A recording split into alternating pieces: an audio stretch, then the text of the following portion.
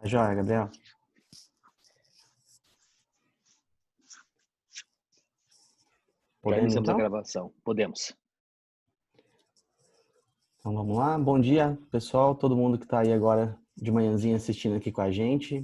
E mais uma vez eu agradeço o convite de todo o time aí da Unifesp e da NeuroOnco, em especial o Gabriel, o Dr. Adrialdo.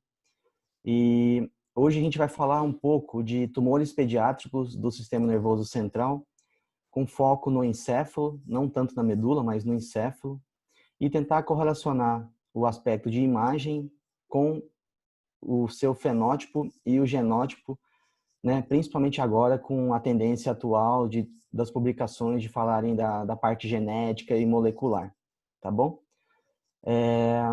Talvez vocês se perguntem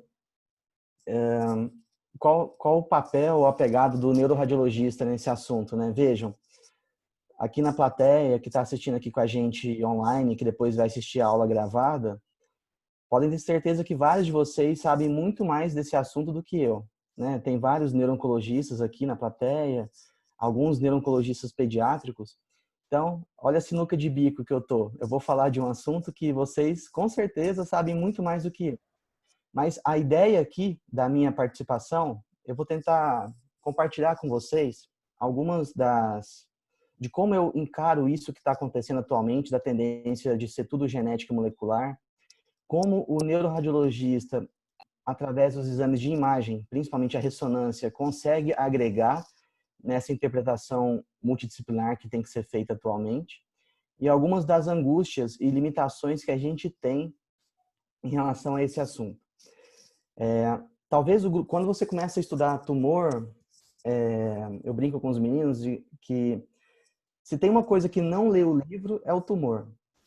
Então, quando a gente pega um livro para estudar tumor, ou os artigos que saem, a gente faz o caminho contrário. A gente já parte do princípio que ele está categorizado, bonitinho, em boxes, né? Esse é assim, esse é assim, esse é assado. E quando a gente está diante de um exame que a gente vai laudar o tumor, o caminho é o oposto. Ou seja, eu estou diante de um exame em que eu tenho que, apesar de conhecer as classificações, saber mais ou menos qual caminho interpretar, eu tenho que, como imaginologista, como radiologista, eu tenho que ser um observador desapegado. Eu tenho que me atentar àquilo que a imagem está me mostrando, nas sequências básicas e avançadas, e a partir daí, montar o quebra-cabeça e passar essa informação para frente para o neuropatologista, para o neuro-oncologista, e aí vai. Então, eu vou compartilhar com vocês esse cenário, tá bom? Na visão do neuroradiologista. Combinado? Vocês fiquem à vontade para me interromper, para discutir, para ser uma coisa bem informal mesmo e interativa, tá? Então, sempre agradeço as pessoas que me ajudam. A gente não faz nada sozinho e muita gente ajuda a gente o tempo inteiro. Agradeço aqui em especial o Vitor, que me cedeu o material, o Luiz Felipe também, a Diva, o Tomás, do HCOR, e a doutora Nájila, sempre extremamente querida comigo e atenciosa, e me ajuda bastante nas dúvidas. Sem contar todo o nosso time de fellows e staffs lá da BP, que são sensacionais. Assim, sem eles, a metade do trabalho aqui não seria feito. Tá? Essa é o que eu não quero que vocês saiam da aula com essa impressão de que a gente colocou um monte de informação, de conhecimento na cabeça, foi jogando informação, porque se assim for, no final da aula não vai ficar memorizado, não vai ficar nenhum aprendizado. De novo, é uma aula prática para eu mostrar para vocês como eu enxergo tudo isso. A parte muito densa de teoria, vocês não precisam de mim, vocês vão na literatura e consultam. Então, eu vou passar a parte prática de como a gente tem enxergado essa situação.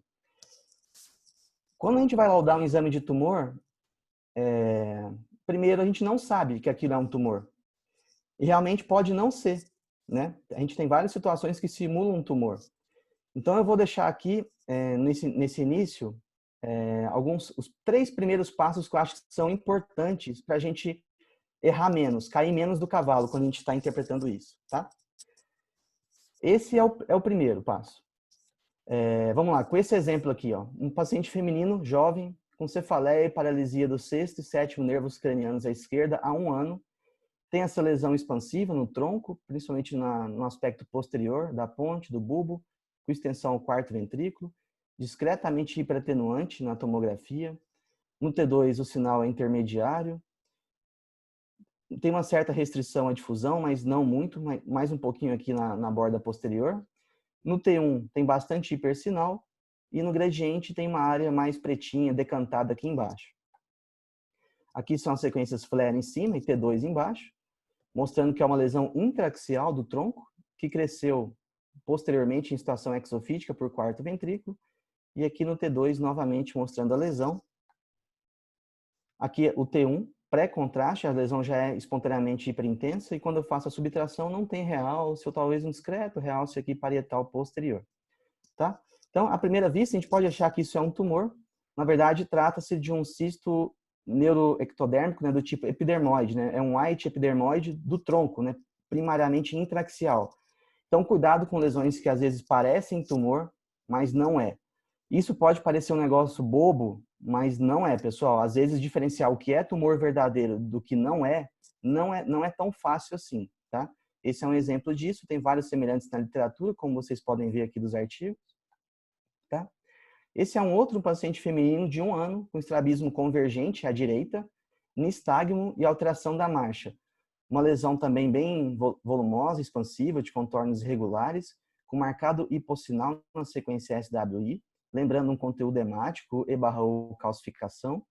No T2 é uma lesão com sinal heterogêneo, tendendo a ter um sinal um pouco mais alto em T2, com essas áreas que parecem grumos, né? Depois vocês vão ver qual que é a nossa interpretação disso aqui. E aqui no pós-contraste, uma lesão lobulada, também com realce heterogêneo. 15 meses depois do tratamento medicamentoso com propranolol, a lesão tem uma reversão bastante importante das suas dimensões. Ficou aqui uma área de realce, talvez uma DVA associada, que é um cavernoma gigante do tronco cerebral. Então, uma outra situação que às vezes a gente pode confundir com tumor. Lembrar que essas lesões vasculares na criança, por conta da alteração do VEGF, elas tendem a responder muito importante ao tratamento medicamentoso com o propranolol. Então, vale a pena, às vezes, a gente pensar nisso e tentar esse tratamento antes da cirurgia, principalmente aqui porque é uma área bastante difícil de ressecção satisfatória. Então, esse é o primeiro passo, diferenciar o que é tumor do que não é. Muitas vezes não é fácil, a gente tem que lançar a mão das técnicas básicas, às vezes as avançadas nos ajudam. O exame de controle sempre é bem-vindo, tá? Então, esse é o primeiro passo que eu queria deixar para vocês. O segundo passo é a gente deixar passar, nos livrar desses conceitos errados que a gente pode ter ou tender a ter no início, quando a gente está começando a estudar tumor. É achar que tamanho é documento, é achar que o realce ou a alteração da permeabilidade capilar me ajudam a graduar grau, a estreitar origens histológicas, perfusão, se é quente ou frio, e a espectro. Quando a gente está estudando tumor pediátrico, a gente, sem querer, a gente carrega vários conceitos do que a gente já sabe ou tem aprendido mais com os tumores do adulto, porque a gente vê muito mais tumor de adulto, pelo menos na experiência que nós temos, do que tumores pediátricos. A não ser que você trabalhe num centro que só drene esse tipo de exame. Mas, via geral, os neuroradiologistas têm mais experiência com tumor de adulto do que pediátrico. Em tumores pediátricos, muitas vezes, a perfusão e a espectro, elas podem não nos ajudar a estreitar o diferencial ou a falar grau histológico, e mais, podem, às vezes, nos confundir. Então, eu sempre falo isso também para os residentes, para os fellows. A interpretação que a gente vai fazer dos tumores, ela é, via de regra, nas técnicas básicas, T1, T2, difusão, e aí vai.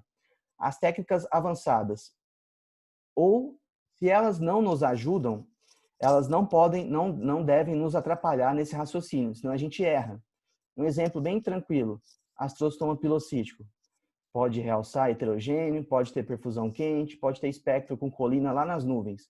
Se eu for me deixar levar por esses achados, eu vou tender a achar que o tumor é de alto grau, tá? Então, muito cuidado com esses 4 itens que eu coloquei aqui ao interpretar tumores em criança. Esse é o terceiro passo que eu acho muito importante também, e talvez aqui em São Paulo, nos grandes centros, isso seja mais fácil, porque a gente vive numa bolha de de conhecimento, de técnicas mais atualizadas, de profissionais inseridos em grandes centros. Mas vocês imaginem como esse cenário ele funciona no Brasil como um todo, né? Muitas vezes não tem neuroradiologista, não tem neuropatologista, ou quando tem, eles não se conversam, entendem o que isso pode acarretar. Não tem como um não se conhecer, um não trocar figurinha com o outro e a análise ela ser multidisciplinar. Muitas vezes fica naquela coisa do neuroradiologista querer acertar muito o diagnóstico final etiológico. Eu não vejo dessa forma, eu não acho que na maioria dos casos é nossa função acertar o diagnóstico final, e ao longo da aula vocês vão ver que isso é simplesmente quase que impossível. Mas eu não vejo como um time separado, igual tá aqui com um xizinho. O time ele tem que ser unido. Então, o neuroradiologista, ele tem que unir o que ele viu, porque aqui a gente tem o neuroradiologista, ele tem uma visão panorâmica do que ele está vendo, só que é de longe, né?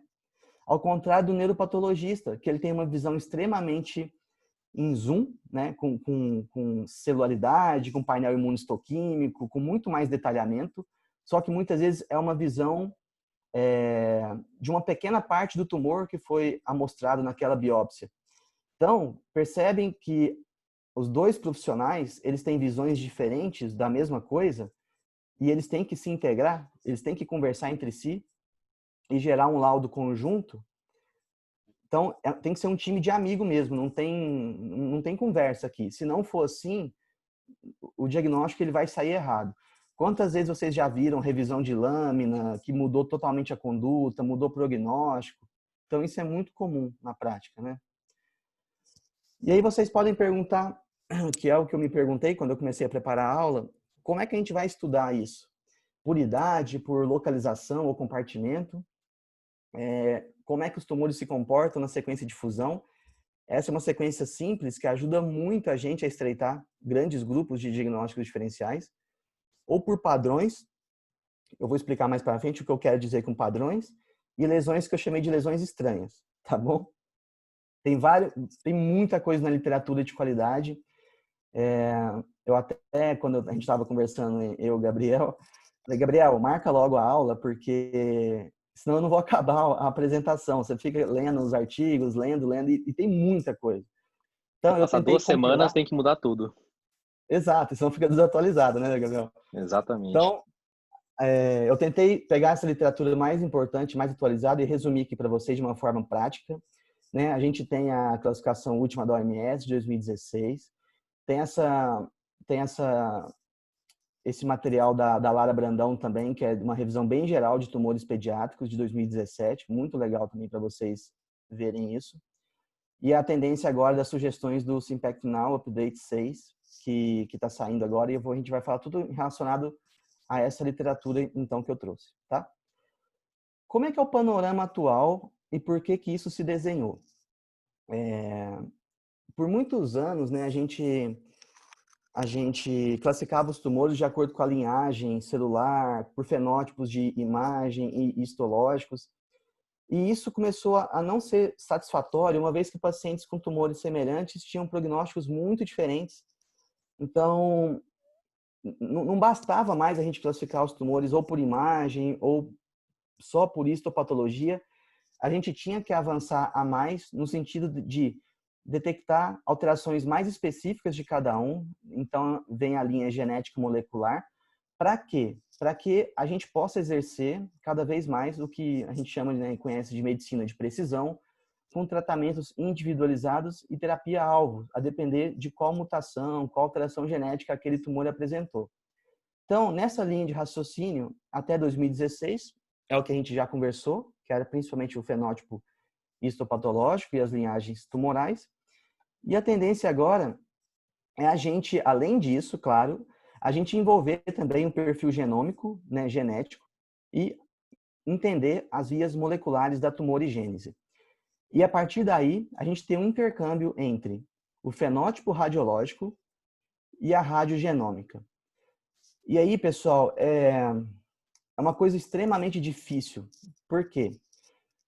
Vários fenótipos de imagens semelhantes podem ser causados por genes diferentes e vários genes iguais ou semelhantes podem causar fenótipos de imagem diferente. Então, esse é um ponto que a gente tem que entender para entender para ter noção da complexidade que é essa análise e por que é muitas vezes difícil para o radiologista chegar num diagnóstico final. E vocês vão ver que na maioria dos casos não é possível, tá? Porque tem sobreposição entre o fenótipo radiológico e a radiogenômica. Por isso a análise tem que ser integrada, de novo, do radiologista, do patologista.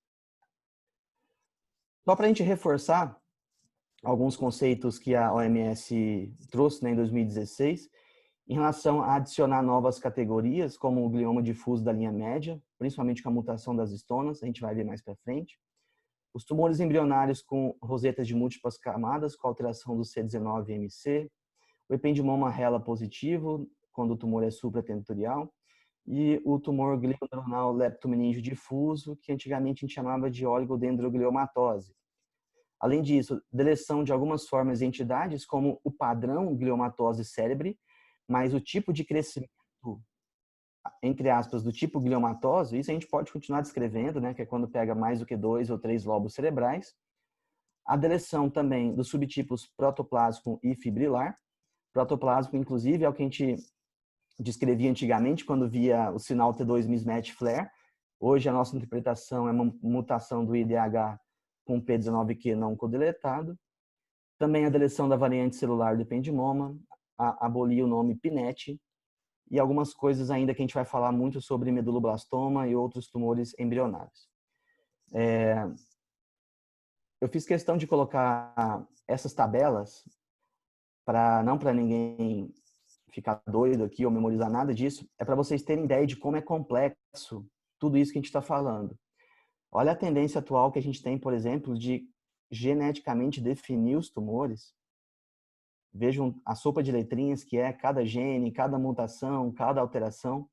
E a gente, na verdade, tem que tentar entender tudo isso no contexto correlacionando idade, compartimento, subtipo histológico, e aí poder estreitar as principais mutações correlacionadas. Então aqui vocês veem várias delas. Aqui nesses dois outros quadrinhos também, várias mutações. E qual a importância da gente tentar definir e caracterizar essas mutações diferentes para que cada vez mais a gente tenha drogas específicas agindo como terapia-alvo e podendo ter a possibilidade, então, de melhorar o prognóstico dos pacientes. Tá? Por exemplo, vocês acham que, olhem esses dois casos, do lado esquerdo é um diagnóstico, do lado direito o C e o D é outro. Por imagem, são muito parecidos, né? Lesões ovaladas, com hipersinal em T2, ocupando o quarto ventrículo. Concordam que é difícil a gente acertar um diagnóstico aqui? Poderia ser, sempre quando a gente vê tumor pediátrico na fossa posterior, a gente tem aquele acrônimo MANH, né? Que é o meduloblastoma, astrostoma pilocídico, ependimoma. Aqui a gente precisaria da sequência de fusão para estreitar mais, mas só por aqui, por exemplo, seria difícil saber o que é meduloblastoma do que é ependimoma. Às vezes ambos podem exibir um componente plástico, aqui talvez um pouquinho mais. Então, muitas vezes por imagem é difícil essa diferença, tá? Isso, vocês têm que sair da aula entendendo isso. Às vezes a dificuldade que o radiologista tem de fazer diagnóstico muito preciso. E aí eu reforço a tecla várias vezes, eu vou falar isso durante a aula. A gente tem que acertar os principais grupos, estreitar alguns diferenciais, mas muitas vezes a imagem se parece entre um tumor e outro, tá bom? Talvez, ao invés da gente acertar muito certinho qual que é o diagnóstico final, não seria mais inteligente a gente ter essa ideia de distribuição de tumores, por exemplo, na fossa posterior? Eu sabia que quando eu ver um tumor na ponte, principalmente na base pontina, ele deve ser de alto grau, ao contrário de quando eu vir um tumor no aspecto mais posterior, no mesencéfalo, ponte, bulbo, placa quadrigeminal, tende a ser um tumor de mais baixo grau. Ou um tumor que ocupa o quarto ventrículo, em geral ele é um meduloblastoma ou um ependimoma. Tumores no cerebelo mais anterior podem ser um baixo grau, um pilocídico, um ganglioma, mas também a gente tem que lembrar dos outros. E aí vai, ou seja, não seria mais interessante a gente entender por compartimento e por grandes grupos, e aí sim juntar a idade com o que eu estou vendo na imagem e poder ir estreitando o diferencial? Eu acho que talvez seja um caminho que a gente deve seguir. Então, tentando dividir em grandes grupos uma abordagem inicial entre tumores de baixo e alto grau, esses são artigos que falam, um deles só de baixo grau e o outro só de alto grau. Por exemplo, as lesões de baixo grau seriam uma doença de via única, já que a maioria está relacionada à via RAS-MAPK. Dentre esse grande grupo, né, a mutação do KIA 1549 com a fusão BRAF muito associada ao astrostoma pilocítico e o BRAF V600E ao ganglioma. A gente tem vários outros aqui. Dê uma olhada como eu tentei simplificar ao máximo aqui a tabelinha, mas olhem como isso é complicado. Olha quantos eventos moleculares a gente pode ter no astrostoma pilocítico, no SEGA, no difuso, no óligo, gânglio, e aí vai. Então, vejo que há uma infinidade de genes e alterações moleculares. E a mesma forma, quando a gente pensa em tumores de alto grau, a gente tem ouvido e estudado muito em relação às estonas, a gente tem vários outros também. O IDH, que é um grande divisor de águas que a gente conhece dos tumores do adulto, na criança perfaz não mais do que 5% dessa classificação. Então, a gente tem que aprender a estudar esses tumores pediátricos de uma maneira bem diferente ao que a gente conhece do adulto. E essas figuras, elas são bastante ilustrativas no sentido de, aqui a gente está exemplificando essa via comum do MAPK, e a gente tem várias subdivisões dessa via comum. O KIA 1549 BRAF, outros BRAFs, VGFR, né, o crescimento do receptor de fibroblastos, NTRK, enfim, vários outros. O que a gente tem que ter ideia? Que essa é uma via inicial comum, mas com várias subdivisões, e a mais comum delas, essa que vocês estão vendo aqui em azulzinho, que é o KIA 1549 BRAF, que é o que a gente falou, por exemplo, que está muito associado ao astrostoma pilocítico. Então, a gente pode tentar pegar essas mutações mais comuns, e nessa figura 3 aqui que a gente está mostrando para vocês, dividi-las em análise por compartimento ou análise histológica. Por exemplo, eu estou diante de vamos fazer o contrário, como se a gente estivesse laudando o exame, né? Eu estou diante de um tumor de fossa posterior. Então, eu venho aqui, que é esse azulzinho mais claro. Em geral, qual que é a mutação associada? É o KIA 1549 com a fusão BRAF. Ou um tumor hemisférico cerebral. Eu vou pensar no BRAF V600E. E aí vai. Compreendem? Então, de acordo com o compartimento, eu tenho que ter ideia das mutações mais comuns. E aí, quando eu for fazer o painel de pesquisa genética molecular, elas estarem contempladas nessa pesquisa.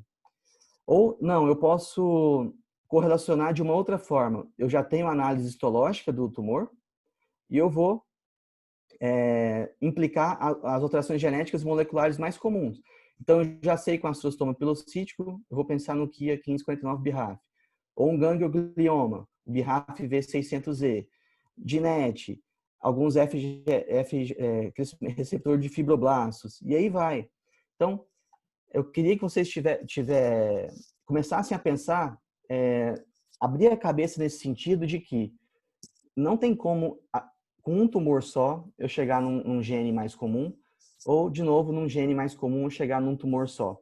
A gente tem painéis, né? A gente tem genes mais comuns de acordo com cada compartimento e de acordo com cada histologia. E é isso que a gente tem que começar a fazer com os nossos pacientes. Por exemplo, vamos transpor isso para outra área. Eu estou com uma leucodistrofia que não saiu o diagnóstico clínico, não saiu por imagem. O que a gente vai solicitar? A gente vai solicitar o painel das leucodistrofias, que vão englobar aquelas mutações mais comuns. Então, vamos transpor isso para o tumor? Tem que caminhar nesse mesmo sentido. Idade, compartimento, aspecto de imagem e análise histológica. Eu tenho tudo isso na mão.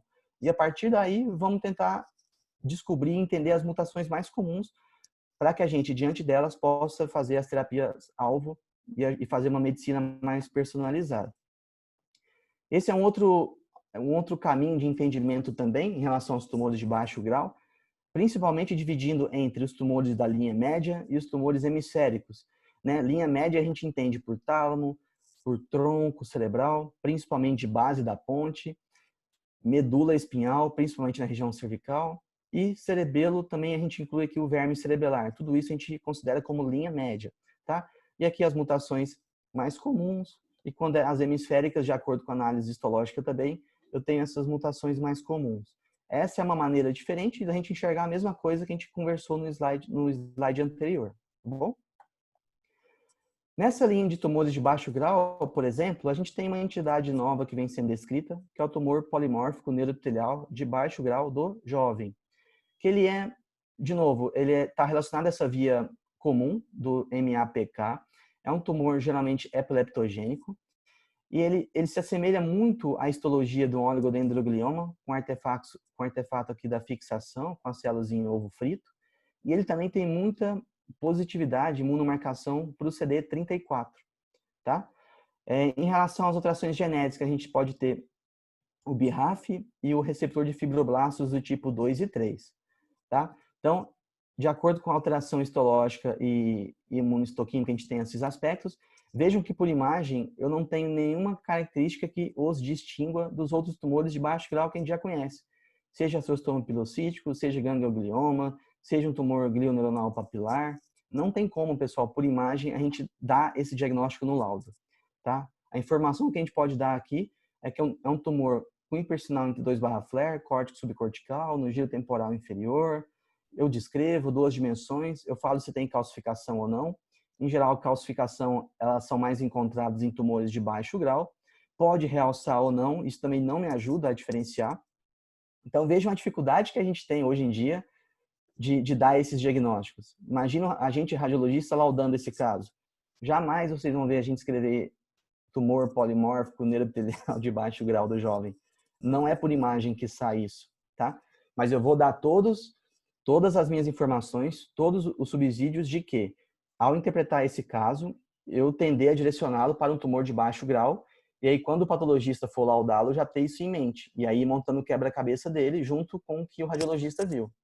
Entendem a dinâmica? Eu acho que ela tem que ser simplificada nesse sentido. Senão a gente fica muito achando que a gente tem que acertar o diagnóstico histológico, e não é por aí. Tá? Um pouquinho aqui rápido de tumores de alto grau. Lembrar que eles são até 30% dos tumores pediátricos do sistema nervoso central na criança, eles são de alto grau. O prognóstico é muito ruim. E tem uma faixa etária pediátrica em que o compartimento supratentorial tem mais lesões do que o tronco, que é essa faixa etária bem pequenininha das criancinhas menores do que 1 ano, tá bom? E aqui, eu fiz questão aqui de transcrever essa parte do artigo em que ele fala justamente isso. Não há nenhum critério de imagem que permita a diferenciação entre os subtipos de tumores de alto grau. Não tem como, pessoal. Mas a gente, de novo, de acordo com a idade, compartimento, aspecto de imagem, a gente pode tentar estreitar, tá? E aí é uma outra maneira também legal da gente entender os vários subtipos de mutações que a gente tem, de alterações genéticas nesses tumores hemisféricos, né? De acordo com cada idade. Então, na infância mais precoce, a mutação do NTRK, com prognóstico ruim. A hipermutação que a gente pode ter em alguns GBMs, também com prognóstico ruim. O BRAF V600E, que a gente falou, por exemplo, nos gangliomas. A gente pode ter também nos xanthrostostomas pleomórficos. Um outro subtipo de histona, que é essa quando a gente pega tumores supratentoriais de convexidade, que é o G34RV, que é um prognóstico não tão ruim em relação às outras histonas que a gente vai ver depois, de linha média. E o IDH mutado, que a gente tem conhecimento mais do adulto, em que crianças mais avançadas e adultos jovens também pode acontecer, né, em relação ao IDH ser mutado ou selvagem. Eu também transcrevi essa parte do artigo, que é em relação a essa entidade nova do glioblastoma, que é o glioblastoma hipermutante, em que ele pode ter alterações da linhagem germinativa do reparo do DNA, desses genes que vocês estão vendo aqui, e pode ter outros cânceres sistêmicos em outros locais, e dentre os GBMs é aquele que tem talvez as maiores mutações relacionadas ao câncer, é essa do glioblastoma hipermutado, de acordo com essas alterações da linhagem germinativa que vocês estão vendo aqui. Léo, deixa eu até já fazer um adendo ao seu slide prévio, que eu acho que é interessante por causa da ASCO agora.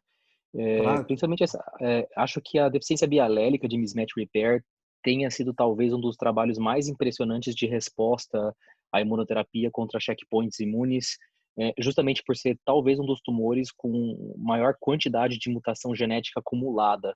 Eles têm uma dificuldade muito grande de induzir a apoptose celular, aquele defeito genético vai continuando divisão por divisão celular, mas parece que, infelizmente, o fenótipo hipermutante nos gliomas difusos de alto grau talvez não ainda seja preditor de resposta à imunoterapia. Infelizmente, alguns resultados são difíceis e, pelo menos em adultos, os gliomas de baixo grau, quando tratados com temozolomida, quando indicado, habitualmente isso já é um consenso, uma coisa feita homogeneamente em vários centros, parece que uma parte deles pode ser induzida a criar uma hipermutação, fenótipo hipermutante. A temozolomida, quando utilizada em tumores que são muito sensíveis à droga, como, por exemplo, os que têm a metilação do promotor do MGMT, pode induzir alterações no sistema de mismatch repair. Então, isso é como se fosse o próprio tratamento gerando uma complicação futura, que é uma dificuldade. O próprio tratamento gera uma resistência ao tratamento. E parece que esses tumores evoluem com um prognóstico um pouco pior. Isso é uma coisa um pouquinho assustadora, mas é uma coisa que foi levantada agora na ASCO 2020, e eu achei interessante até incluir. Mas esses pacientes com deficiência bialérica de mismatch repair, eles têm uma resposta à imunoterapia fantástica. Eu pessoalmente, eu não trato paciente neuro-oncopediatra, eu não faço neuro-oncopediatria, mas os trabalhos que eu acabei levantando, lendo, a gente viu respostas muito bonitas em imagem, a longo prazo. Eu vi que a doutora Nájila tá acompanhando também. É uma honra ter a senhora aqui com a gente, doutora Nájila. Se a senhora quiser comentar alguma coisa, por favor, fique à vontade. Obrigado, Gabriel. Bem, eu acho que não tenho nada a acrescentar do que você já disse, Gabriel.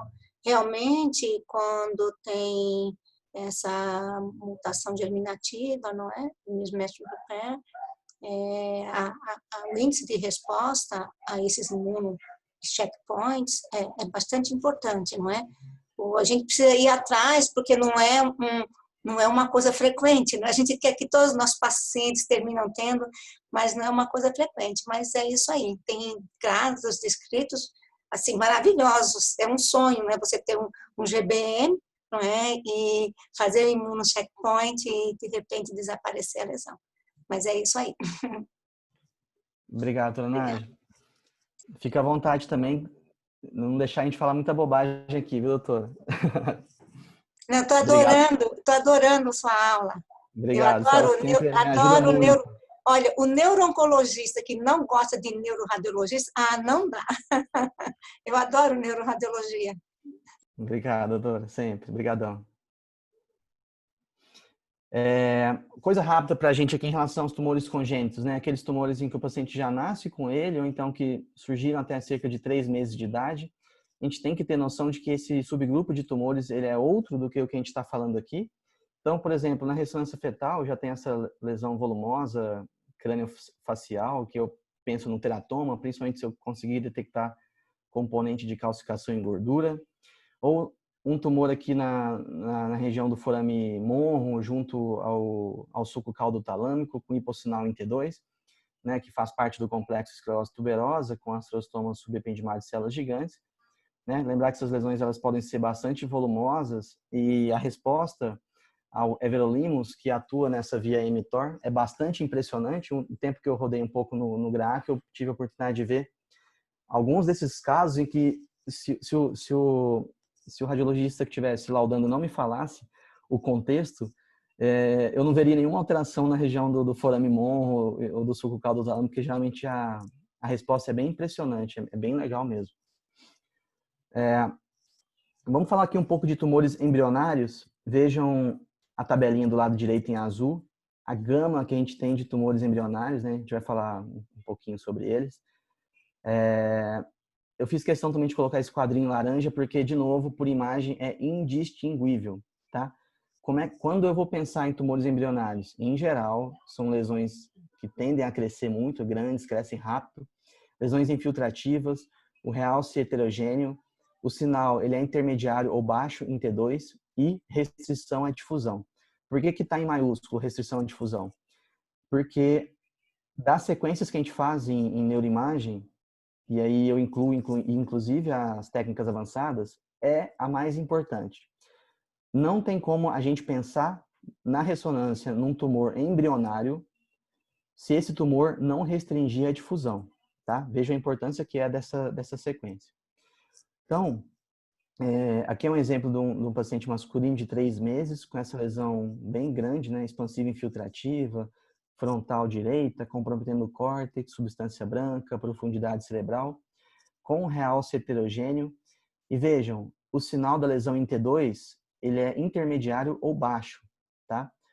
Isso é uma característica que ajuda bastante, além da sequência de fusão, que se a gente tivesse mostrado aqui, com certeza também restringiria, tá?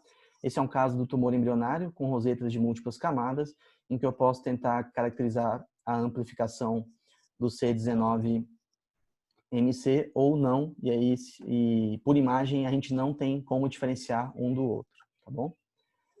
Um outro que a gente fala bastante é o tumor teratoide rabidoide atípico, em que por imagem também é o que a gente acabou de falar, são lesões grandes, heterogêneas, com muita restrição à difusão, realce heterogêneo, e o marco dele é a mutação da deleção do gene SMARCB1 ou alteração no braço longo do cromossomo 22 com perda da expressão nuclear da proteína INI1, tá bom? Aqui demonstrado principalmente para vocês.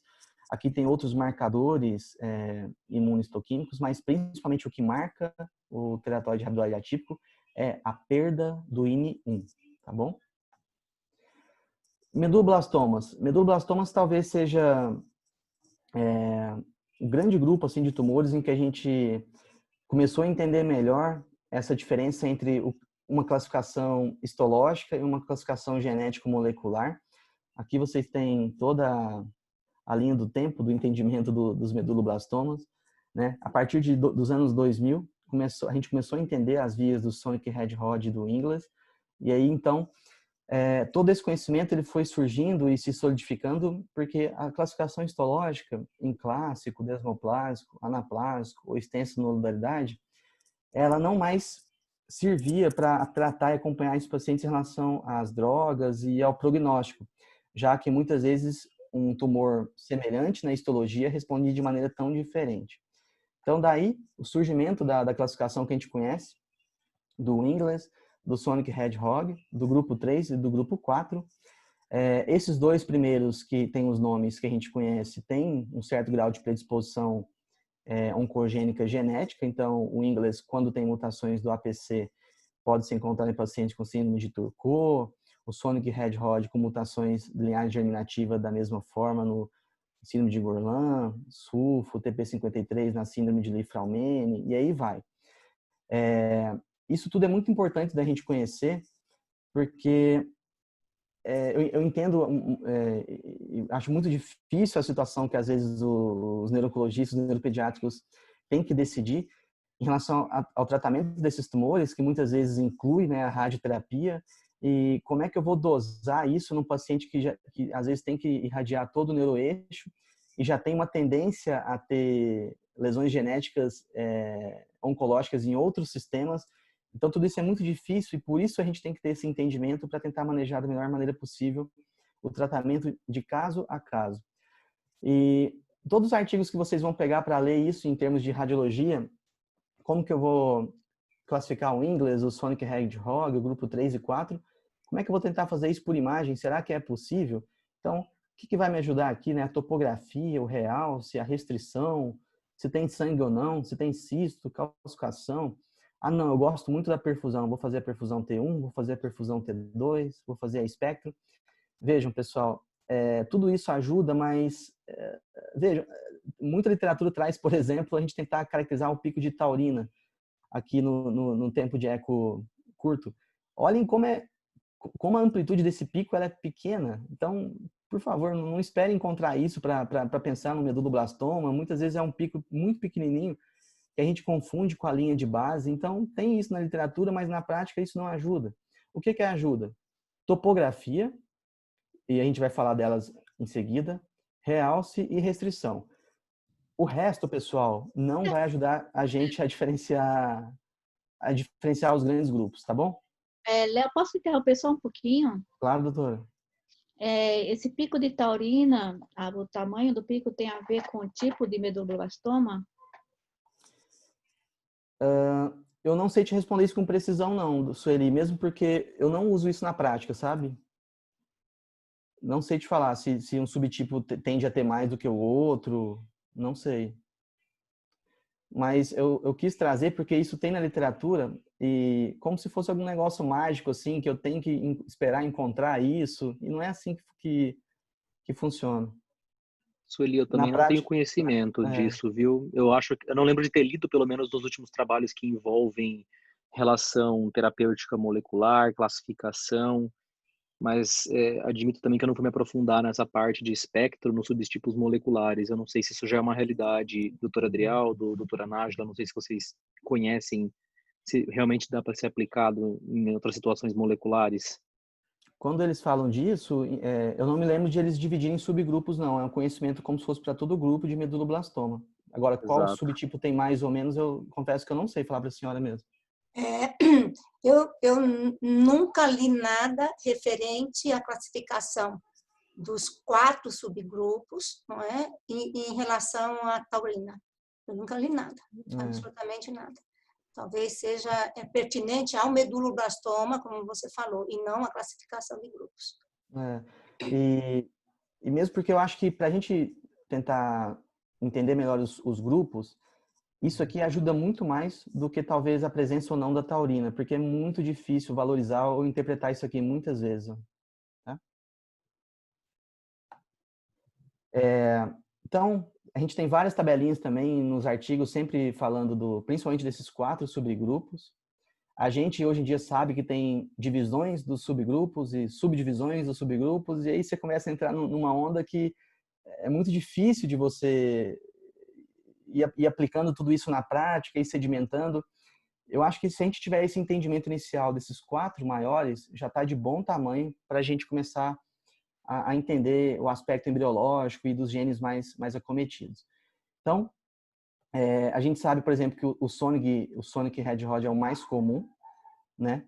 Geralmente numa localização mais lateral. O Ingles, ele tem uma localização na linha média ou paramediana. Eu vou falar depois tudo melhor isso aqui para vocês, tá? E a gente tem o grupo 3 e 4, que ambos são de linha média. O grupo 3 é o pior prognóstico, com muita tendência a fazer meta-leptomeninge à distância, né? E aqui um resuminho teórico também em relação aos 4 subgrupos, que eu não vou me atentar aqui agora, porque eu acho mais fácil de explicar por imagem. Então, a gente tem que ter uma noção prática da embriologia, do tronco, da fossa posterior, do quarto ventrículo, para entender de uma maneira aplicada que esse subgrupo, o Ingles, ele se origina do lábio rômbico inferior, que é essa região que margeia o aspecto mais inferior aqui do quarto ventrículo, forma essa porção mais baixa aqui do tronco, e o Sonic Hedgehog, ele se origina do lábio rômbico superior, que depois está implicado na formação das células granulares do córtex cerebelar, tá?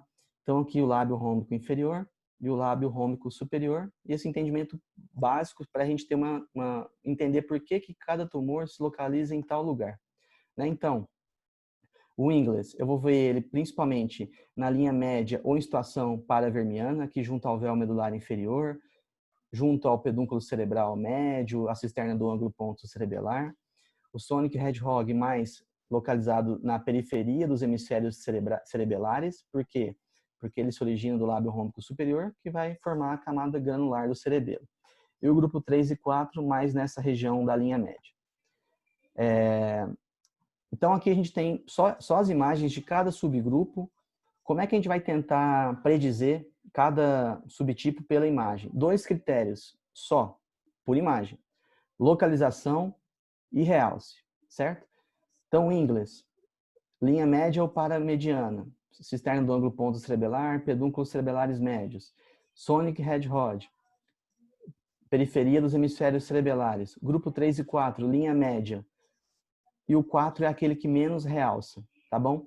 Então, de acordo com os 4, de acordo com duas características de imagem, a gente vai tentar predizer os 4 subtipos moleculares do meduloblastoma.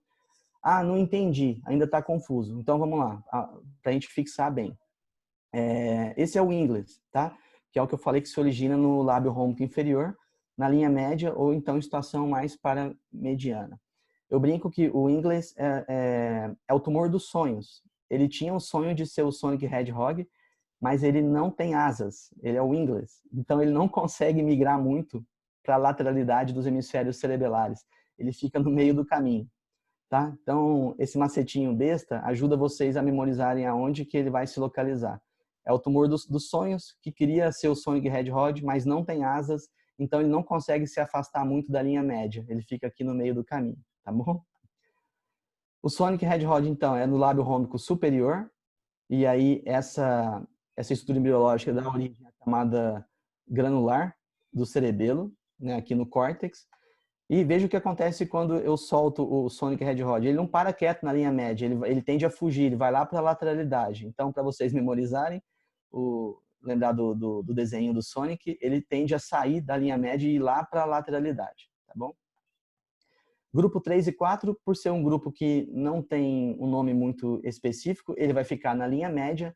O grupo 3, ele é o pior prognóstico, tem muita meta à distância. E o grupo 4, além de não ter nome, de ser o último da classificação, não sobra realce para ele. Então, já realçou o Sonic, o inglês, o grupo 3. Quando chega no 4, não tem realce mais, o realce acabou. Então, esse é um subgrupo que fica na linha média e quase não realça, tá bom? Então, com essas brincadeirinhas, espero ter ajudado vocês a memorizar um pouco isso, que às vezes no começo fica difícil para a gente. E qual a importância disso tudo que a gente está falando? Estratificar os pacientes, né? Qual tem melhor prognóstico, pior prognóstico, e eu posso fazer isso tanto em relação ao subtipo molecular, ou à idade, ou mutações específicas que cada subgrupo pode apresentar. Então, aqui a mutação, a amplificação do MYC, do P53, essa outra do sulfo, que estão implicadas em outros riscos, e principalmente essas duas com um prognóstico bem pior. E aqui o grupo 3 também com amplificação do MYC, principalmente, e o grupo 4 que a gente fala sobretudo do cromossomo 10 e 19, e a depender dessas operações também se é alto ou baixo risco. Tudo bem até agora, pessoal? Vamos passar para os ependimomas. Tudo bem? Alguma questão? Podemos prosseguir? Tudo bem, Léo, acho que dá para passar. Vamos lá. Os ependimomas, a gente também tem essas classificações de acordo com a metilação do DNA, tem vários subtipos. O que a gente tem que tentar memorizar? A gente tem que fazer uma divisão entre os ependimomas supratentoriais, sobretudo em relação à fusão do IAP1, ou o HeLa, que o prognóstico é muito pior, mutações da fossa posterior, subependimoma, ou os ependimomas do tipo A e B, do tipo A também o prognóstico é pior, e os ependimomas medulares, que eu não vou entrar muito no mérito nessa aula, mas saber que os ependimomas, a classificação é principalmente por compartimento, supra ou infratentorial. Eu também trouxe aqui um gráfico da espectroscopia, que alguns artigos falam, mas a gente também não usa muito isso na prática, que é o pico de myo-inositol, aqui com 3,56, onde ele ressona aqui no pico da espectro. E talvez uma coisa que ajude em alguns casos, quando eu tenho dúvida se uma lesão na fossa posterior é um ependimoma ou um meduloblastoma, porque às vezes a imagem confunde, às vezes o ependimoma também pode restringir, é o fato de que, como no ependimoma eu tenho muitos vasos fenestrados, a linha de base na perfusão T2, ela volta menos que 50% à linha de base, tá? Ela extravasa. Então esse padrão também é um dado a mais que eu posso lançar nas técnicas avançadas para ajudar a corroborar esse diagnóstico de ependimoma. Então esse é um caso supratentorial, com a mutação HeLa, uma lesão expansiva infiltrativa, córtex subcortical, estendendo junto à parede ventricular, né, região ependimária, com realce, com restrição e uma perfusão que não é muito quente. Vejam, o ependimoma também, quando ele é supratentorial, ele tende a ser grande, heterogêneo, com sangramento ou calcificação, e não é infrequente que ele restringe a difusão, tá bom? Mas a gente, de novo, não consegue distinguir outros tumores embrionários dos ependimomas, ou mesmo subclassificar os ependimomas por imagem. Esse é um caso de fusão HeLa positivo, que, como eu falei, é um prognóstico muito ruim, aqui com ressecção cirúrgica, metástase no sítio cirúrgico e metástase à distância. Tá? Léo, deixa eu até fazer um adendo na parte do HeLa, que eu acho que é interessante. Claro. Essa imagem é bem interessante. A gente sempre discute no ambulatório que a gente tem que tomar cuidado com as imagens supratentoriais que lembram alto grau. É óbvio que a gente vai sempre falar, é uma imagem compatível com uma lesão de alto grau, porém nós podemos ter surpresas histológicas, como você bem falou, e o apoio da neuroradiologia direciona muito isso. O Hella Fusion e o IAP1, que fazem parte dessa classificação de ependimoma molecular supratentorial, eles são bem mais comuns em criança realmente, o IAP1 até em muito mais jovens, e o Hella um pouquinho mais criança um pouquinho mais velha.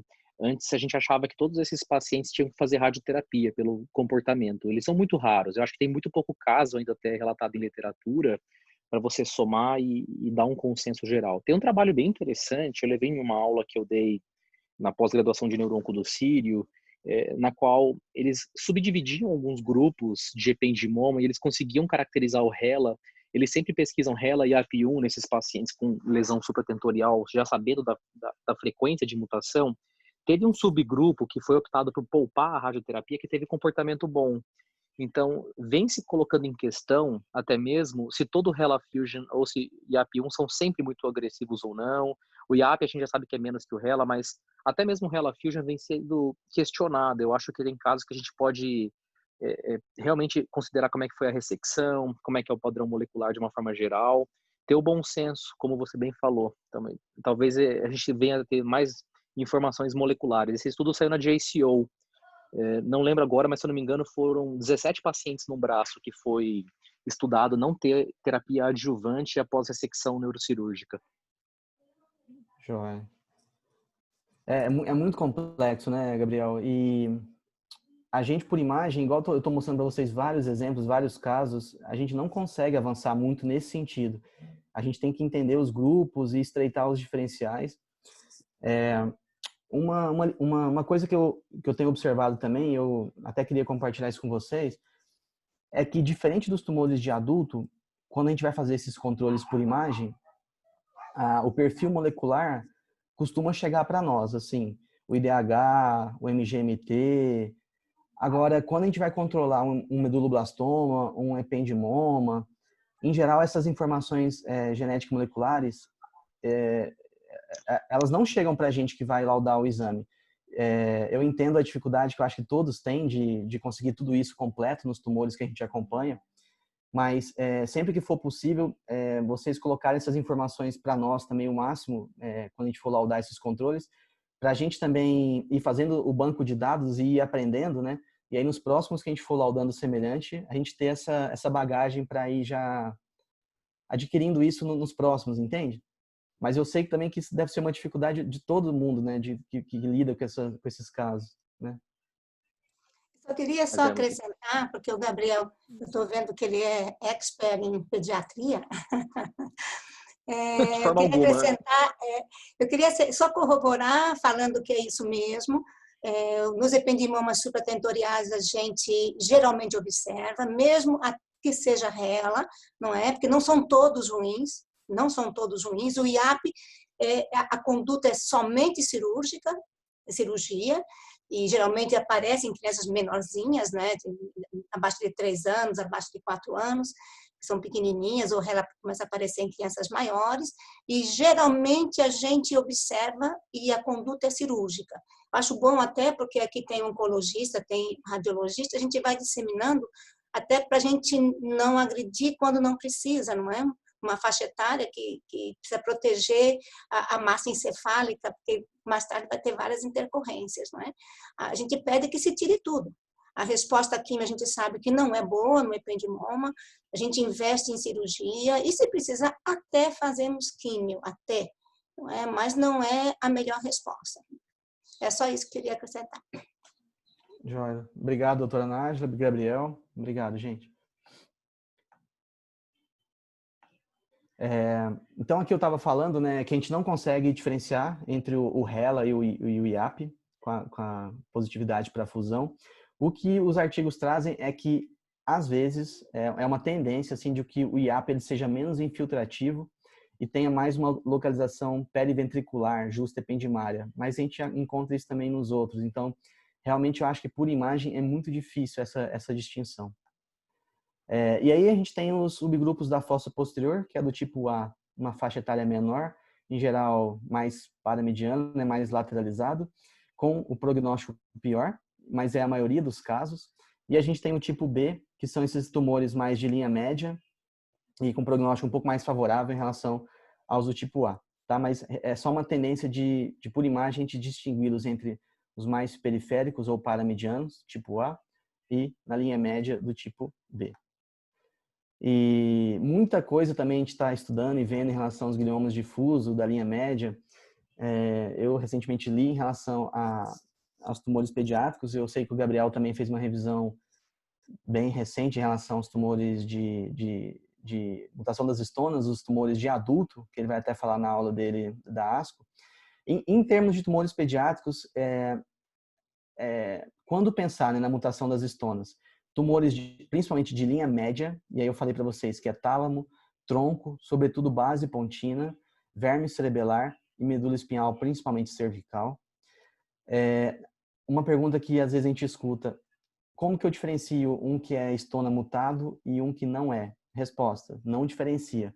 Não tem nenhum critério de imagem para você diferenciar isso, se realça ou não, se tem sangue ou não, se é quente ou não. E localização, tá bom? A gente tem, inclusive, essa mutação em outros tumores, que não é o glioma difuso de linha média, não é exclusivo desses aqui, né? Esse é um exemplo que a gente teve recente, um paciente masculino de 6 anos, com crise convulsiva, disfagia, abismo convergente à direita e uma hemiparesia à esquerda, com uma lesão expansiva infiltrativa na base pontina, principalmente do lado direito, não realçava, e o diagnóstico foi não do H3K27M, mas do K28. E aí a gente começa a confundir, né, uma sopa de letrinhas, né? Como é que a gente tem um entendimento disso? De novo, por imagem não tem como a gente fazer essa distinção, mas o que esse artigo inclusive falou a respeito desses H3K28 é que os trabalhos iniciais eles desconsideravam a primeira metionina, pois ela é clivada no período pós-tradução precoce e, portanto, talvez alguns não detectaram essa mutação do K28. Então, veja, é muito mais complexo do que a gente tentar acertar por imagem ou não qual subtipo se é mutado ou não. Esse é um outro também em relação à estona 3.3. Leonardo? Oi? Oi, desculpa interromper, aqui é Vitor, eu sou neuropatologista, tudo bem? Tudo bem, Vitor? Tudo bom? Desculpa fazer a interrupção, só gostaria de pontuar um elemento que falou no Não, começo da apresentação, te agradeço, por favor. Cara. algo que você falou, concordo plenamente, que é a necessidade de integração entre os patologistas, os radiologistas, né, cada um fazendo a avaliação morfológica dentro daquilo que tem mais expertise e depois integrando os dados para o melhor cuidado do paciente. Eu gostaria de destacar que o SIMPACT-2, que é uma complementação feita à classificação da MS 2016, ela coloca alguns critérios bem definidos para o diagnóstico da entidade glioma difuso de linha média com mutação da estona K27M. E uma delas é radiológica, que é a localização da lesão, como você muito bem pontuou. Os outros dois elementos seriam padrão de crescimento, que seria o padrão de crescimento infiltrativo, para diferenciar das lesões de padrão mais expansivo, como os ependimomas, as pilocíticas, porque eles podem ter a mutação da estona K27M, mas o significado dessa mutação nessas entidades ainda é alvo de debate. Uhum. E a mutação da estona K27M, que em alguns elementos da literatura, como você escreveu, é descrita como da estona K28, dependendo de como você conta os códons do gene da estona, né? Mas é importante diferenciar, K27 ou 28M é uma coisa, G34V é outra, tem a ver com outro grupo de tumores, como você muito bem descreveu. Joia, obrigado. Então, eu fiz questão de falar aí desse exemplo, porque vocês imaginam o entendimento que a gente tem disso aqui é extremamente limitado e perto do que vocês têm como patologista. E eu falei, como é que eu vou explicar isso para eles sem deixar esse slide com tanto de escrito aqui, que eu nem gosto de slide que tem escrito. Mas eu não consigo explicar de outra forma, senão, e ainda bem que você me ajudou, como é que a gente tende a diferenciar isso um com o outro. A mensagem que eu quis passar é que a gente tem, a partir da idade e da localização, a gente presume, né, que tem a mutação da estona. E aí a gente sabe que pela localização o mais comum é o H3K27M, mas que existem outras e que a gente não tem como diferenciar isso por imagem, a não ser essa que você acabou de falar, que é quando a gente vê um tumor supratentorial, também com aspecto agressivo, em que aí a mutação é outra, é do H3 G34RV, que é também uma mutação das estonas, mas que é fora da linha média, vamos dizer assim, e é uma lesão supratentorial, pacientes mais velhos um pouco, e em geral o prognóstico não é tão ruim quanto o das outras estonas que eu acabei de falar. Certo? Se eu estiver falando alguma Léo, coisa errada, por favor, me corrija, hein, pessoal? Não, tá perfeito, Léo. Por sinal, é impressionante como você consegue entrar nesse conhecimento molecular, porque você não tem ideia de quanto que a gente sofre para tentar aprender essa informação e tentar fazer uma associação com a clínica e com o tratamento. Além de tudo, tem outro tumor que talvez vá ser reconhecido, não sei se o Vitor até pode me ajudar depois, mas é o glioma hemisférico, o glioblastoma hemisférico com um perfil de mutação F3T3, parece que ele tem um comportamento melhor do que o IDH mutado até, mas ele ainda foi identificado em grandes coortes, eles identificam cerca de 7 a 8% dessa coorte como tendo esse perfil mutacional F3T3. Talvez ainda também tenha esse caso que possa ser discutido, porque também eles têm um componente de imagem diferente. Parece que a radiômica desse tumor é diferente. É um artigo que saiu recentemente, foi aprovado agora como Advanced Articles na Neuro-Oncology, e quem sabe a gente ainda tenha notícias também desse tipo. Eu acho que de glioblastoma a gente vai ter mais de 10 tipos facilmente, 10, 20 tipos facilmente. Daqui a pouco vai virar que nem distrofia muscular, doenças genéticas de uma forma geral. Vai ficar bem complicada a coisa. Isso sem comentar que... Perdão. Isso sem comentar que existe a proposição de que alguns tumores que a gente hoje chama de glioblastoma não sejam mais chamados assim. Seriam os gliomas que são mais de adultos, né, os glioblastomas IDH mutados, que vai gerar problema pra gente da patologia. Porque estava habituado a chamar de glioblastoma na morfologia e não consegue mais. Né? Um termo que existe desde 28. Eu queria também acrescentar que realmente nós temos que trocar alguns nomes, já que o Vitor é o neuropatologista. Os glioblastomas congênitos no primeiro ano, né, abaixo de 1 ano de idade, são totalmente distintos, inclusive de erro molecular, que tem genes de fusão, o N-TRK, o ALK, o MET e o ROS1, não é? E eles são, a maioria deles, de bom prognóstico. A gente espera que em 5 anos, 60% deles estejam vivos. Não é? Se você for ver a curva agora, porque o grande problema desses glioblastomas congênitos é a dimensão deles. Eles são enormes. Eles geralmente pegam metade de um cérebro, são sangrantes. Eu já recebi criança com 2/3 do cérebro comprometido, e ela tinha um gene de fusão MET, e a criança está muitíssimo bem, com sequela, mas bem, não é? Então, a gente precisa ver com outros olhos e investir muito nessas crianças. Inclusive, em terapia-alvo, que recentemente teve até um meeting sobre larotrectinib, que inibe o ALK, mas tem outros inibidores, não é? Tem de ALK, de MET, de ROS, que tem aí na literatura. São genes de fusão, e esses são geralmente esses são os erros simples, únicos. Pode ter um KI67, assusta porque tem um KI67 de 50. Pode ter um P53 também bastante positivo, sendo que não interfere como fator prognóstico. E eles são um GBM do bem. Dizem até que pode ser chamado de um pilocítico metido à besta, assim que falam nas reuniões mais informais, não é? Então, é só para acrescentar isso. Muito obrigado, doutor. Eu lembro de uma reunião que eu fui no GRAAC com a senhora, com o doutor Sérgio Cavaleiro, em que acho que vocês mostraram esse caso do GBM congênito, e era uma lesão enorme, e a senhora mostrou o controle com o paciente bem na medida do possível, e realmente é um outro tumor. Né? Um buraco no cérebro, né? Uma ausência de massa encefálica, e com um prognóstico, a criança viva, com a sequela neurológica, né? Hoje, os últimos artigos que saíram agora em abril, o que eles estão pedindo é que se realmente use os inibidores, porque os inibidores, a maioria, não todos, respondem muito bem. Imagine você ter um sonho de ter uma criança que chega para você com 1 mês, 2 meses, com um tumor gigante, e que você possa usar um inibidor de um gene de fusão. Esse tumor vira uma bolinha de 2, 3 centímetros, e o neurocirurgião vai lá e tira. Olha a perspectiva da sequela neurológica. Geralmente, essas crianças com grandes tumores, a gente vai 2 a 3 vezes para tirar toda a lesão. Quando não falece, no ato cirúrgico, porque a gente troca 2 a 3 volemias de tão sangrante que a maioria deles são. Obrigado, dona Nájila. Eu acho que é importante também falar nessa questão do Ki67, porque esses tumores benignos, tipo pilocítico ou esse mesmo GBM da criança, eles não são infiltrativos, então praticamente você está medindo o KI do tumor. E outra coisa é que eles têm grande proliferação, mas têm grande índice de apoptose também. Então essa é a diferença entre eles e os outros. Uma apoptose alta também, no final, o crescimento não é tão importante, não tão determinado pelo KI, porque eles têm grande proliferação, mas grande apoptose. Certo. Obrigado pela Sueli também. Vamos prosseguir então, pessoal?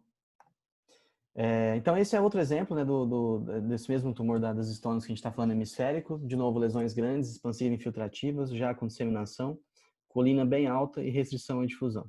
Tá? Então, lembrar dessa mutação H3.3, G34, desses tumores supratentoriais, que é o resuminho aqui do que a gente já falou. Então, o que que fica, né, talvez, para a gente memorizar isso de uma forma prática? A gente saber, conhecer essa mutação das estonas, mas que eu tenho vários subtipos e, a depender da localização, um subtipo mais específico. Então, principalmente na base da ponte, que é aquele que antigamente a gente chamava tumor de um glioma infiltrativo, né, difuso da ponte, que é agora esse das estonas com H3K27M, e esse supratentorial, que é o G34RV, com um prognóstico não tão ruim. Em relação aos tumores desmoplásticos infantis, também costumam ser lesões bem grandes, heterogêneas, podem ter calcificação. O sinal em T2 costuma ser baixo ou intermediário, o que ajuda a gente a diferenciar de outras lesões, e podem também restringir a difusão. Lembrar que a gente não consegue diferenciar se é um astrocitoma ou se é um ganglioma, só pelo aspecto de imagem aqui na ressonância. A dica em geral são tumores grandes, podem ser sólidos císticos, com idade menor do que 2 anos, e em geral a porção sólida, quando ela lê o livro, ela é voltada para dura, pode ter uma base dural, geralmente ajuda também a diferenciar, tá bom? O xantoáceo pleomórfico, da mesma forma, aqui em crianças mais velhas, também podem restringir ou não, principalmente se for anaplásico. Lembrar da correlação com o BRAF V600E, de 40% até 80%. E a gente também não consegue diferenciar eles só por imagem nos outros grupos que a gente já viu. A gente vai entrar num tópico agora que eu chamei de padrões, que eu quis dizer com isso? Quando vocês virem este padrão, vocês imediatamente vão lembrar de tal entidade, sem pensar muito. E aí, é da entidade específica mesmo. Vocês vão ver que a imagem, nesses casos de padrões, ajuda bastante. Então, vocês viram um padrão, vocês vão imediatamente identificar que aquele padrão se correlaciona a tal lesão. Esse é um paciente masculino de 4 anos, com esse grande comprometimento pial, subpial, supra- e infratentorial, com lesões com hipersinal, principalmente na sequência flare. No T2 fica bem bonito, fica parecendo um monte de cachinho de uva, né? Com muita ventriculomegalia, infiltração cortical, talâmicas, principalmente cerebelar e tronco cerebral, com bastante realce, inclusive ependimário, leptomeningio. E a gente também tem comprometimento extenso do neuroeixo. E percebam que as lesões, elas não são só leptomeningias ou piais. A gente tem lesões subpiais e também lesões intraaxiais mais profundas, tá? Então, quando vocês virem esse padrão, é o tumor glioneuronal leptomeningio difuso, mas que às vezes ele não é difuso e às vezes ele pode inclusive não ser leptomeningio, como o nome da entidade diz, tá? Em geral, são células gliais monomórficas que se assemelham ao oligodendroglioma. A gente antigamente chamava isso de oligodendrogliomatose. Podem ter expressão da sinapto, do OLIG2 e do S100, fusões BRAF, deleções 1P ou 19Q. Então, vejo aqui exemplos do aspecto imunistoquímico e também nas peças macroscópicas, em que eu tenho essas lesões piais e subpiais, mas também tenho lesões profundas, e elas podem, inclusive, comprometer a medula. Alguns exemplos, inclusive, dessa entidade em que só tem tumor intraaxial medular, geralmente na região do cone, sem muito comprometimento leptomeningio difuso, tá bom? Então, o nome da entidade é esse, mas se atentem que às vezes pode não ser difuso e não ser leptomeningio, tá bom? Mas o padrão, ele é bem reconhecível. É essa mensagem que eu queria passar para vocês. Aqui um outro exemplo de tumor intramedular dessa entidade. Esse é um outro exemplo, paciente de 8 anos com TCE, fez o exame, tinha essa lesão hipodensa subcortical no lobo parietal esquerdo, comprometendo aqui a região do pré-cúneo, da substância branca peritrigonal. Não são lesões císticas, porque apesar de elas terem alto sinal em T2 e flare, quando eu faço a sequência Fiesta, o sinal é intermediário. Então, são lesões micronodulares agrupadas, tá? Aqui um outro exemplo, também na mesma entidade, lesões microagrupadas confluentes subcorticais, com extensão à camada mais profunda do córtex. Em geral, não tem muito efeito expansivo, podem brilhar na sequência de fusão, mas não restringem, não realçam. E aqui é o aspecto também na sequência flare volumétrica e num flare 3D, que a gente fez só para dar uma visão mais panorâmica, tridimensional dessa lesão, que é o que a gente conhece como tumor glioneuronal multinodular vacuolar. Veja que interessante, até um mês atrás eu tinha montado esse slide, e aí depois, quando a gente foi ler e o Silmário, nosso fellow, apresentou a tendência nova de classificação do Sympact Now, eu tive que mudar o slide, porque o entendimento parece que mudou um pouco. A gente, inclusive, colocava no laudo antes que a nossa interpretação era de que isso fosse mais uma lesão displásica ou microamartomatosa do que uma neoplasia verdadeira. Mas a tendência agora mudou um pouco, e vocês vão ver no próximo slide. Geralmente são células neuronais e gliais vacuolizadas, igual eu falei para vocês, dispersas na camada cortical mais profunda ou na substância branca subcortical. E era considerada uma lesão não mitótica, né? Uma Dantot lesion. Em geral, os pacientes são assintomáticos. Alguns casos na literatura vêm associados a cefaleia ou convulsão. Mas na grande maioria das vezes os casos que a gente vê são achados de exame em paciente assintomático.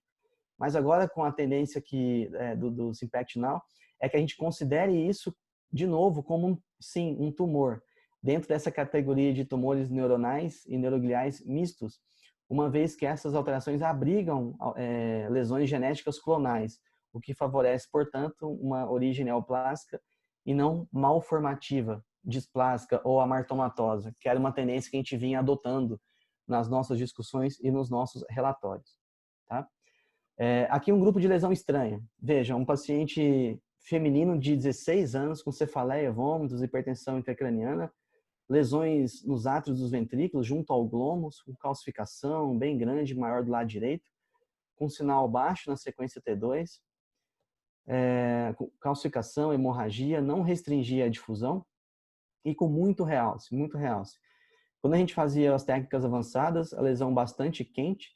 Nesse contexto é difícil um pouco essa interpretação, porque lesões relacionadas ao plexo coroide, elas costumam ser quentes, já que não tem barreira hematoencefálica, mas chamava a atenção que era muito quente. Além disso, o pico de colina bem estourado, denotando muita quebra de membrana e alto turnover celular.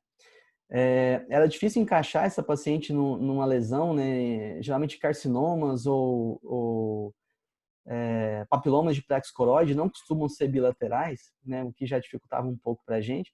E essa paciente tinha um histórico de que, há 14 anos atrás, ela tinha puberdade precoce, com virilização. Vejam aqui o padrão de pilificação que ela tinha na região abdominal e aqui a cicatriz da cirurgia. Tinha um tumor na região suprarrenal, na glândula suprarrenal direita, que foi abordado, e a histologia desse tumor foi uma lesão adrenocortical. Além disso, ela tinha história familiar de neoplasias, e as lesões do encéfalo que vocês viram eram carcinomas de plexo coroide, num contexto de paciente com síndrome de Li-Fraumeni com mutação do P53. Então, aqui é um caso da literatura com essa mesma entidade do nosso paciente, uma lesão suprarrenal do tipo adrenocortical, o que também faz carcinoma de plexo coroide. Aqui são vários outros casos na literatura, alguns uni, outros bilaterais, e crianças, até 50% dessas crianças que têm o carcinoma de plexo coroide podem ter a mutação do TP53 e abrir lesões neoplásicas em outros órgãos, como foi o caso. Esse outro, uma lesão profunda, um paciente um pouco mais velho, mas eu quis incluir aqui porque eu acho que faz parte da nossa discussão, uma lesão talâmica mais do lado esquerdo, com bastante realce. E aí, é um pilocítico, é um glioma difuso da linha média com mutação das estonas. E vejam, o diagnóstico desse caso foi um astrostoma subependimário de células gigantes, né, um SEGA, totalmente mosca branca, porque é extremamente incomum a gente ter esse diagnóstico em um paciente que não tem complexo esclerose tuberosa, mas é uma lesão estranha, em que eu quero mostrar para vocês a angústia que às vezes a gente passa e a limitação que a gente tem nos exames de imagem para dar esses diagnósticos. Aqui um outro caso, de SEGA não sindrômico, às vezes esses pacientes eles compartilham mutações nos genes TSC1 e 2, seria uma forma frustra do complexo esclerose tuberosa, isso não é muito bem entendido ainda. E um outro caso, um paciente feminino com essa lesão medular extensa e infiltrativa, estendendo até a região do bulbo e da ponte, e uma região mais focal, mais bem delimitada, com bastante hemorragia, principalmente no polo inferior da lesão, lembrando o sinal do CAP, que a gente fala em radiologia, com bastante realce. Quando a gente vê uma lesão medular mais circunscrita, com sangue nos bordos e realce mais bem definido, a gente tende a pensar que é um ependimoma, mas vejam, estava um caso estranho, praticamente uma lesão holocorde, muito infiltrativa, o que às vezes puxa mais para um lado de astrocitoma, né? E era um paciente que veio com diagnóstico de astrocitoma pilocítico e esse paciente tinha neurofibromatose do tipo 1.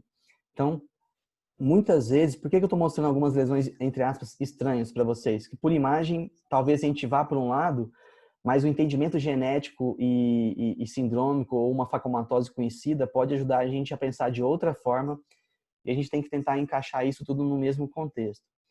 Ainda falando em NF1, a gente sempre aprende que os tumores relacionados tendem a ter um melhor prognóstico, às vezes até evoluem de forma espontânea, e esse é um artigo recente da JNR mostrando que nem sempre isso acontece, esses pacientes também podem ter lesões de alto grau, em que por imagem também é muito difícil diferenciar o que é um pilocítico, o que é um astrocitoma difuso, um tumor um glioma difuso de linha média, enfim, outras entidades, talvez uma sequência que ajude a sequência de fusão. Nesses casos aqui com restrição à difusão, eu tendo a pensar num diagnóstico com a histologia, com um prognóstico um pouco pior. Vejam, esse era um astrocitoma pilocítico e esses outros bastante semelhantes eram gliomas difusos de linha média e xantroastrocitoma anaplásico. Vejam a dificuldade que é para nós poder chegar nesse diagnóstico final. Muitas vezes são lesões ovaladas com hipersinal em T2 e flare, com realce heterogêneo, e fica muito sobreponível um aspecto de imagem com o outro. Esse é um outro caso estranho de uma lesão que lembra aquele mismatch T2 flare, ou seja, a maior parte da lesão suprime o sinal no flare, só fica com uma rima de hipersinal. Com uma distribuição peculiar, ela está centrada aqui no septo pelúceo, no giro do cíngulo, contorna aqui a área septo pré-óptica, tá? Aqui no T2, no flare, como vocês estão vendo, facilita a difusão e não realça. E na histologia tem células que se assemelham a um oligodendroglioma com uma matriz mixoide e vários artigos trazem essa lesão como um dinete septal ou um dinete de septo pelúcido. E o Simpact Now trouxe essa entidade como tumor glioneuronal mixoide, que a gente acha que é a tendência da gente interpretar e entender esses exames, justamente porque a localização é mais periventricular e principalmente no septo pelúcido, com essa mutação K385L ou I no gene PDGFRA. Então, alguma literatura traz isso como dinete de septo pelúcido e talvez a tendência mais atual é a gente considerar isso como um tumor glioneuronal mixoide. Tá bom? Para a gente finalizar, a gente falou muita coisa, pessoal, mas eu queria deixar uma mensagem prática da aula. A gente expôs várias dúvidas, tanto nossas de radiologia, quanto vocês como clínicos e patologistas, e essa discussão ela tem que ser multidisciplinar. Muitas vezes, diferenciar o que é tumor ou não é tão fácil assim. Em sendo tumor, a gente sempre tentar correlacionar a idade, menor que 2 anos, um pouco mais velho, ou adolescentes, com a localização, compartimento. A sequência de fusão, ela ajuda bastante a gente. Podem ver que poucas vezes eu falei em técnicas avançadas nesse contexto aqui que a gente está discutindo. Elas podem nos ajudar, mas não é baseado nelas que a gente vai fazer a interpretação de imagem. Sempre, pessoal, neuroradiologista ele tem que ser amigo do neuropatologista e conversar em conjunto todas essas informações que nós discutimos. A gente tem que continuar se atualizando em relação ao que sai de genética e molecular. Quando eu comecei a aula, talvez alguns de vocês não estivessem online ainda, mas eu disse que eu estava numa sinuca de bico aqui, porque eu falei de um assunto em que vários de vocês da audiência sabem muito mais do que eu. Vocês viram as discussões que a gente teve em relação durante a aula, mas a minha missão aqui era tentar passar para vocês como o radiologista encara tudo isso e pode tentar ajudar um pouquinho nesse manejo dos pacientes, discutindo junto com vocês sempre caso a caso. Tá bom? Mais uma vez, muito obrigado pela presença e pela paciência de vocês. Espero ter ajudado um pouquinho nesse entendimento em relação a tumores pediátricos. De novo, Gabriel, muito obrigado pelo convite, meu amigo. Leonardo, você ajudou muito. Excelente aula. Excelente. Parabéns, Leonardo. Você é o Obrigado. máximo. São mais dúvidas, né, doutora? Não, parabéns. Você conseguiu falar de todos os tumores pediátricos com uma gabardia, assim, um jeito maravilhoso, não é? E só entendendo muito para poder falar desse jeito. Gostei muito. Aprendi muito hoje, hein? Parabéns, parabéns. Imagino. Eu que aprendo aqui sempre com vocês e a gente é isso aqui na ajuda aí dos pacientes, né? Obrigado a todos. Gabriel, obrigado de novo pelo convite e estou à disposição de todo mundo para alguma dúvida. Léo, vou passar a primeira palavra para o doutor Adrialdo, para ele fazer as considerações. Depois também quero parabenizar falando algumas coisas específicas. Professor, claro. Doutora Suzana também? Acho que vocês estão com o microfone desligado, professor.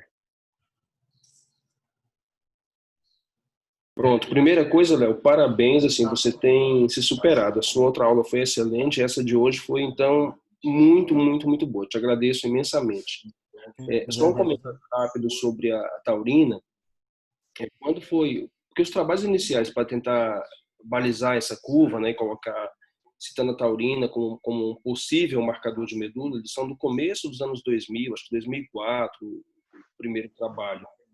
E, de fato, assim, de lá para cá, embora ainda tenha gente que fale isso, nunca se fez direcionando para os subgrupos. Então, aquela pergunta da Sueli, de fato, não há uma especificação da literatura se há diferença de taurina em relação aos vários subgrupos de medula. Ela serviria muito mais para você diferenciar, por exemplo, um medulo de um osteocitoma pilocítico, eventualmente. Então, foi mais nesse sentido que se pesquisou isso daí. Isso da questão da taurina. Eu quero agradecer também a presença da doutora Nájila. Eu acho que foi muito bom ter no grupo hoje a doutora Nájila participando. Fica o convite para a senhora, a gente faz essa reunião semanalmente às terças, então sempre que a senhora puder participar vai ser excelente, acho que só aumenta o nível da nossa discussão. Então, muito obrigado. Léo, mais uma vez, foi espetacular. Agora eu passo para o Gabriel. Eu só agradeço também vocês. Eu sou muito feliz de poder fazer parte do grupo e sentir vocês como amigos, não só como colegas de trabalho que eu admiro e sei da competência técnica, mas eu acho que isso que a gente faz toda a diferença de ter um grupo unido, que se ajuda. O senhor, o Gabriel, a doutora Nájila, a doutora Suzana, não sei se está online também, sem palavras, assim, a gente só cresce, só aprende com isso, os pacientes só ganham. Muito obrigado mesmo. Léo, até queria pontuar, eu gostei muito daquele início, quando você falou da participação da neuroradiologia com a neuropatologia. Até a gente teve vários exemplos hoje que o Vitor pôde dar a opinião dele e ver como isso acrescenta e como o neuropatologista tem um conhecimento invejável sobre todos esses tumores que nós tentamos aprender. O que eu acho interessante dessa reunião, eu acho que antes de mim, doutora Suzana em primeiro lugar, doutor Adrialdo, doutora Nájila, criaram um ambiente multiprofissional que eu não teria a menor capacidade de sair sabendo o que eu sei ou conseguindo até mesmo atender um paciente se eles não tivessem criado esse grupo.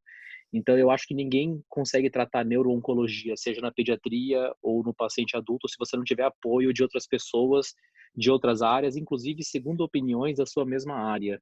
Eu acho que, no final, a gente tem que lembrar que toda essa ciência que a gente faz, infelizmente, no momento, a gente não consegue entregar de sobrevida para o glioblastoma. Graças a Deus, na criança, como a doutora Nájila mostrou, elas estão tendo um desfecho melhor. Eu acho que isso é um motivo de alegria muito grande, mas tudo no final, 100% se resume a um paciente, uma família sentada na sua frente, que você vai ter que dar um caminho das pedras. Esse caminho tem que ser o melhor possível e você vai ter mais segurança se tiver mais gente comentando e opinando e pesquisando. Então, eu acho que quanto mais dúvidas e hipóteses diagnósticas você tem, lembrando da humildade, que a gente não conhece tudo e que toda semana temos novas informações, a gente tem que esperar análises moleculares, inclusive a gente tem que fazer diagnósticos retrospectivos, porque a gente não consegue prever o comportamento tumoral muitas vezes. Então, eu acho que unir um grupo grande de várias disciplinas e também da sua própria disciplina para opinar e trocar figurinha, eu acho que faz toda a diferença pro paciente. A gente aprende, eu acho que isso supre nossa dúvida, nossa curiosidade científica, nosso, vou dizer ego, porque isso é verdade, mas se no final o paciente sair melhor e o paciente tiver um desfecho mais adequado, eu acho que essa é a resposta final que o médico deveria se sentir mais satisfeito. E, então, acho que isso que você pontuou é verdade. Então, olha como o radiologista que não está, muitas vezes não está na frente do paciente, tirando, acho que o que faz mais ultrassom, eu imagino, como vocês também mudam o paciente. Então, os nossos pacientes vão melhor ou pior, ou também a depender do radiologista. Então, como não ter o radiologista por perto, ou um patologista, um radioterapeuta, ou oncologista clínico, e eu posso citar mais 10, 12 áreas diferentes. Então, muito obrigado pela participação. Eu fico impressionado e até estimulado a estudar cada vez mais como você consegue entrar em diversas patologias tumorais de uma vez só em pouco tempo e ser conciso e trazer a informação resumida. Eu acho que isso é uma característica individual sua e por isso a gente faz tanta questão de ter você aqui falando. Eu acho que você acrescenta muito até para todos que não estão em São Paulo, nessa bolha que você falou. Eu sou do Mato Grosso, nós temos uma dificuldade grande de fazer uniões em outros estados. A concorrência, em São Paulo a concorrência é grande, mas é muito difícil você se separar e não ter grupos. E em outros estados, às vezes, não. Então, a gente não pode trabalhar sozinho, eu acho que em nenhuma área da medicina. Então, parabéns por essa informação que você traz e, novamente, parabéns e você pode ficar orgulhoso dessa aula que você deu. Acho que ela foi impressionante. Eu que agradeço, pessoal, todo mundo. Obrigado mesmo, sempre. Mais alguém tem alguma pergunta ou gostaria de colocar alguma coisa para o Leonardo, doutora Adrialdo, doutora Suzana, Sueli, Nájila? Alguém gostaria de Eu perguntar? cheguei atrasada, infelizmente, desculpe, porque eu fui resolver um problema, uma urgência de uma paciente e cheguei só para o finzinho. Queria pedir se vocês depois pudessem compartilhar o vídeo, né? As aulas do Léo são sempre excelentes e a gente sempre aprende muito.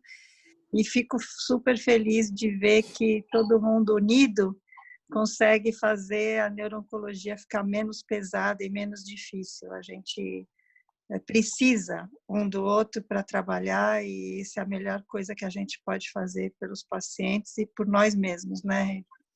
Parabéns para todos, parabéns pela aula do Léo e continuem sempre nesse caminho bom. Obrigado, doutora Suzana. A doutora Suzana é a minha mãe. Eu considero uma mãe, né, doutora? Eu tenho vários filhos, graças a Deus, cada um que me dá mais orgulho. Jamais eu teria filhos bons assim de mim mesma, mas é muito bom. E o que o Gabriel falou, né, que o bacana é que você está disponibilizando um serviço que você dá opinião para a gente de fora, então é muito bacana, quem precisar. O Léo tem salvado muitos pacientes e muitas pessoas que estão aí à distância e que conseguem discutir com ele rever os exames, é um serviço bem bacana. Isso é muito útil para o Brasil, né?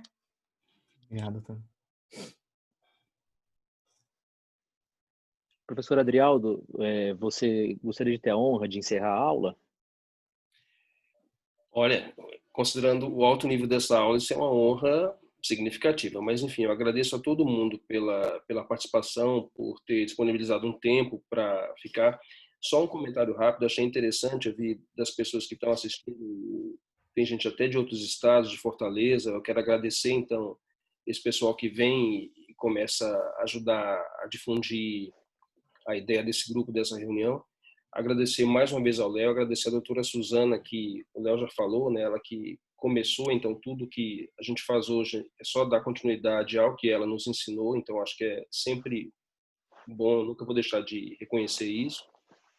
E só para avisar que na semana que vem eu devo apresentar uma reunião e vou comentar um pouco sobre a última atualização do Impact. E fica combinado no mesmo horário na semana que vem. Agradeço a todos pela atenção, pela disponibilidade e uma boa semana para todo mundo. Obrigado.